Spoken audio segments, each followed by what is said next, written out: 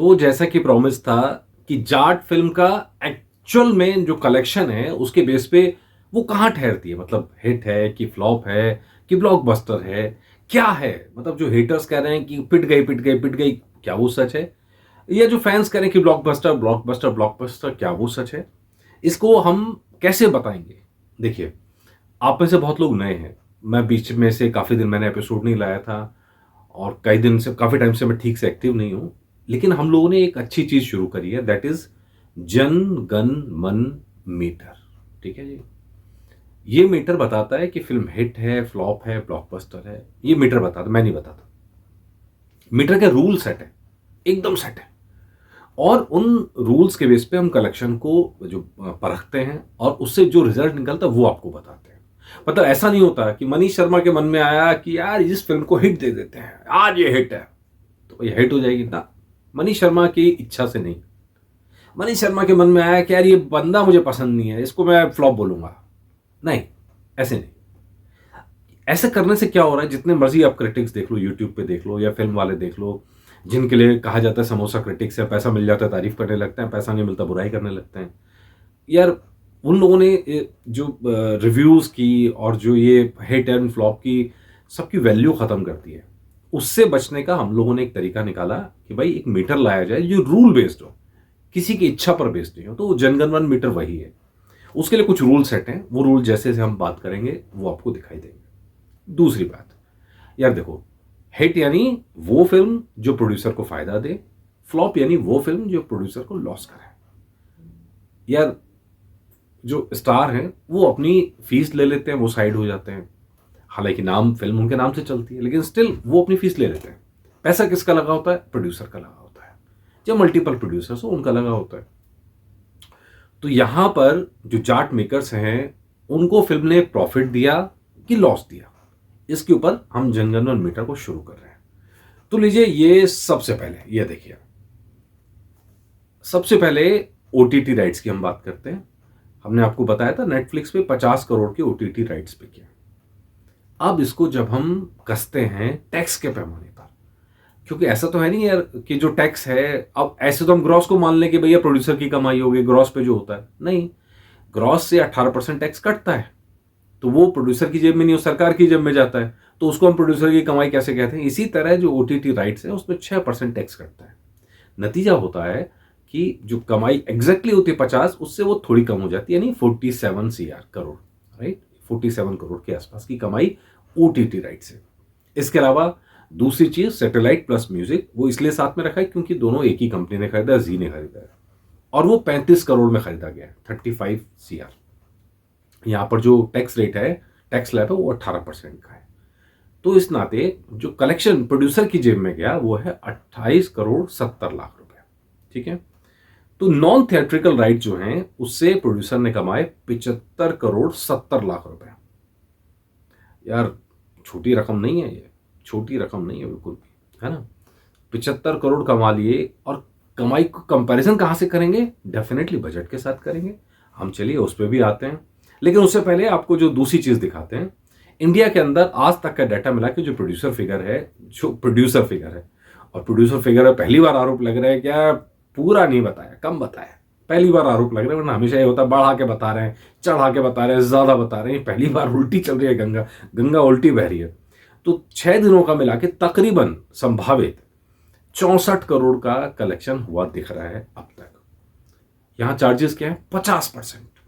मतलब 64 में से 50% चार्जेस कट रहे हैं। क्यों कट रहे हैं वो भी आपको बताते हैं। तो नेट हो गया 32 करोड़ प्रोड्यूसर की जेब में जो इससे जाएगा। अब यहां पे अनिल थडानी ने डिस्ट्रीब्यूशन राइट्स लिए, डिस्ट्रीब्यूशन राइट कमीशन पे लिए गए। पुष्पा में ये नहीं हुआ था। पुष्पा में हमने जब मीटर दिखाया था तो एकदम अपोजिट था इससे, क्योंकि वहां प्रोड्यूसर ने पहले ही प्रॉफिट बुक कर लिया था। फिल्म चलेगी कि नहीं चलेगी उससे उन्हें कोई मतलब नहीं था, उनका प्रॉफिट पहले से बुक था। उन्होंने राइट बेच दिए थे, मतलब वो राइट जैसे अनिल थडानी को बेचे थे, तो वो प्रॉफिट और लॉस अनिल थडानी का था। लेकिन यहां पर ऐसा नहीं हुआ है। जाट मेकर्स ने राइट्स नहीं बेचे हैं, कमीशन पर दिए हैं अनिल थडानी को। और अनिल थडानी ही कमीशन पे नहीं है, जो सिनेमा घर चला रहे हैं वो भी कमीशन, मतलब उनका भी प्रॉफिट होता है उसमें। तो वो फिल्म दिखाने का पैसा लेते हैं, वो सब मिला के तकरीबन ये चार्जेस से थोड़े से ज़्यादा हैं, लेकिन तकरीबन हमने एक कैलकुलेशन के लिए 50% पे इसको सेट किया। तो 50% जो है चार्जेस काट के 32 करोड़ का कलेक्शन 6 दिन के अंदर प्रोड्यूसर की जेब में गया है। इसके बाद अब अगली बात पे आते हैं जी। अगला क्या है, टोटल कितना हो गया? नॉन थिएट्रिकल राइट से 75 करोड़ 70 लाख और बॉक्स ऑफिस से 32 करोड़। ठीक है जी, ये टोटल हो गया 107 करोड़ 70 लाख रुपए के आसपास में। ठीक है, अब यहां से अगली जो कैलकुलेशन है वो आते हैं। फिल्म का बजट कितना है? फिल्म का बजट 100 करोड़। अच्छा, यहां पर एक चीज मैं जरूर जोड़ना चाहूंगा, फिल्म का बजट 100 करोड़ है, ये हम आपको फ्रॉम डे वन बता रहे हैं, लेकिन पिछले दिनों में प्रोड्यूसर्स ने थोड़ा पैसा फेंका है संडे के बाद, संडे को, मंडे को। तो ऐसा लग रहा है कि कुछ करोड़ का बजट उन्होंने बढ़ाया है, लेकिन अभी ऑफिशियली ऐसा कुछ सामने उन्होंने नहीं दिया है। तो फिल्म का बजट थोड़ा सा बढ़ा होगा, 100 करोड़ से थोड़ा सा ऊपर जाएगा, मतलब 103 करोड़, 4 करोड़, 5 करोड़ इसके आसपास जा सकता है, लेकिन अभी ऐसा कोई ऑफिशियली सामने नहीं आया है। इसलिए मैं जो ऑफिशियल जो बातें हैं बजट के बारे में 100 करोड़ के आसपास का वो रख रहे हैं। अब रिकवरी टू बजट कितना है, मतलब बजट था क्या, उससे रिकवरी हुआ कि नहीं हुआ? हाँ जी, 100% हो चुका है। 100 करोड़ का बजट है, 100% पैसा रिकवर हो चुका है। तो यार ये जाट फैंस हैं, बल्कि ये तो जाट फैंस के, सिनेमाघर मालिकों के लिए भी खुशखबरी की बात है, डिस्ट्रीब्यूटर के लिए भी खुशखबरी की बात है, प्रोड्यूसर के लिए भी खुशखबरी की बात है, स्टार्स के लिए भी खुशखबरी की बात है, फैंस के लिए भी खुशखबरी की बात है। तो बुरा किसके लिए है? बुरा उन लोगों के लिए है जो इसको, मतलब जो हेटर्स आप जिनको कह लो, जो नेगेटिव बातें बोलते रहते हैं, उन लोगों के लिए बुरा। उनको चुभ रही होंगी बातें, मेरी बातें भी चुभ रही होंगी, डाटा भी चुभ रहा होगा। अभी देखना, अब इसके बाद में कई सारे कमेंट्स आएंगे। अब कलेक्शन है 107 करोड़ से ऊपर और बजट है 100 करोड़। अब प्रोड्यूसर को प्रॉफिट हुआ कि नहीं हुआ? आपका क्या कहना है? मेरा मीटर क्या कह रहा है? मेरा मीटर कह रहा है भैया फिल्म हिट हो चुकी है। क्यों? क्योंकि प्रोड्यूसर प्रॉफिट में है। छठे दिन 7.7 जो करोड़ का, जो 7.7% का प्रॉफिट कमा लिया है। 100 करोड़ लगाया था, 7 करोड़ कमा चुके हैं रिकवरी बजट के बाद में। तो भाई फिल्म हिट है, प्योर हिट है, क्लीन हिट है, कोई शक नहीं है फिल्म के हिट ना होने पे। तो ये हमारा डाटा जो बता रहा है कि rule based data, Manish Sharma का डाटा नहीं, मनीष शर्मा की इच्छा पे नहीं चलता है ये हमने जब सिंघम 3 आई थी हमने तब भी दिखाया था, और सिंघम 3 का आंकड़ा जब था तो थोड़ी सी मुश्किल होती थी सिंघम 3 को आगे बढ़ने में, लेकिन इसका बजट कम है 100 करोड़ का, और उसके बाद अगर आप कलेक्शंस की बात करेंगे तो डेफिनेटली इसने बजट से ज़्यादा कमा लिया है, और इसीलिए जनगण मन मीटर में ये फिल्म हिट साबित होती है।